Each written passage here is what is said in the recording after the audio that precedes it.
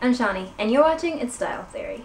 So today, I'm talking about a movie called The English Teacher. It's an independent film directed by Craig Zisk, and the screenplay was by Dan Cheriton and Stacey Cheriton. So this film is a comedy and a drama. The film stars Julianne Moore, Michael Angarano, and Greg Kinnear. Okay, so this movie is about an English teacher. She seems to be in her early 40s or late 30s. She's a teacher at this high school. She's always been a hopeless romantic, and all of her students like her. She's a really good teacher.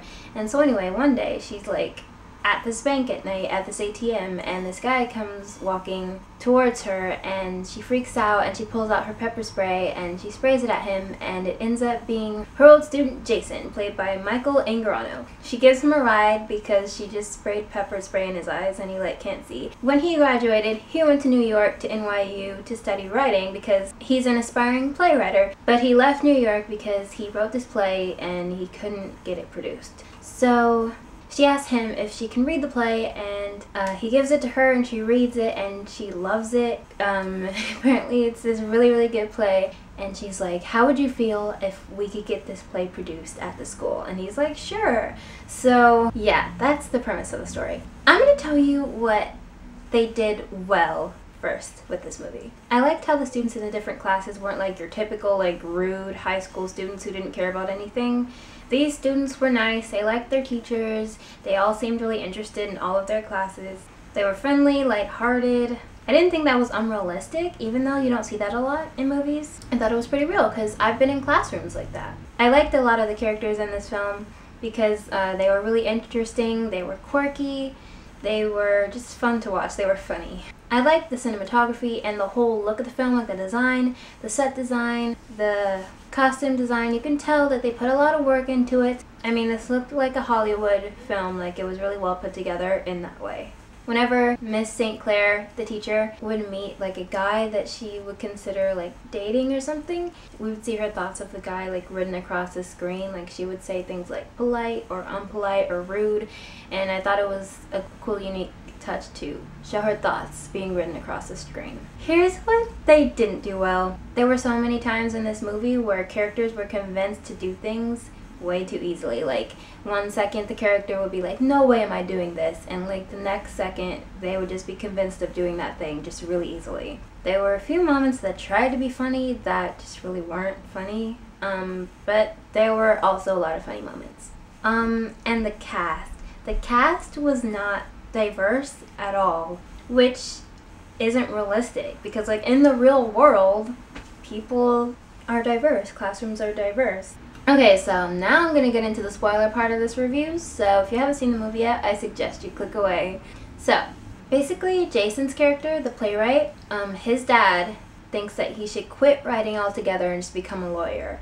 And his English teacher is like, no way, you shouldn't do that. You can't give up on your writing. You're amazing. And he's like, yeah. Then one day, his dad comes to school, and him and his dad get in an argument right in front of the school, and the English teacher, Miss St. Clair, she interrupts them. After that, her and Jason, her old student, go back to her classroom. He has this ulcer, and she gives him Pepto-Bismol. But anyway, what happens is he ends up kissing her. Yeah, so that starts this whole chain of events. They're really different in age, so that was a really surprising scene. Basically, I was fully believing everything that was happening in this movie up until the point when she kissed him back. I thought that was a little bit unrealistic. I mean, it could happen, but I'm just saying it wasn't really believable for me. And then after that, different things happened that were just kind of unbelievable for me. For instance, Linda St. Clair, the teacher, she got jealous when she saw Jason with this other girl, this high school student.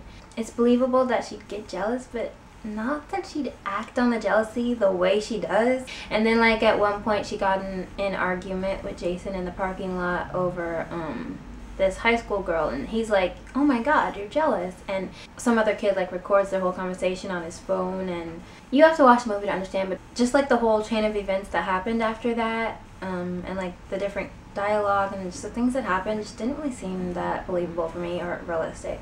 I mean, you could tell that the writers were trying, but yeah. So the principal finds out about what she did with Jason, and so she gets fired. Then there's a scene where she's driving away from the school like crying, like having a major like breakdown, and she gets in a crash and everything.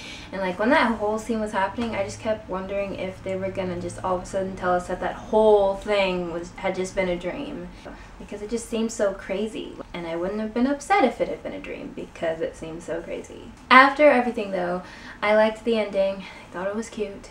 She got her happy ending in the end. Overall, it's definitely a drama and a comedy. There are just things about it that make it obvious that it was kind of a low-budget film. Like the actors, some of the actors just don't seem that experienced. I still thought it was okay. I thought it was pretty good. I thought it was an enjoyable film. So some of the characters and scenes were unbelievable. Most of them were funny. And so I give this film a 3 out of 5. If you're looking for something to laugh at, a cute little film with a happy ending, go ahead and watch this movie. That's all for this review. If you liked this video, please give it a thumbs up and subscribe because I upload new movie reviews every Monday. I will see you guys in my next video. Bye. Annie is a classic. If you don't know, it's a musical film that came out in 1982. It's just one of those films that I loved as a kid, so I was super excited when I found out they were making a remake.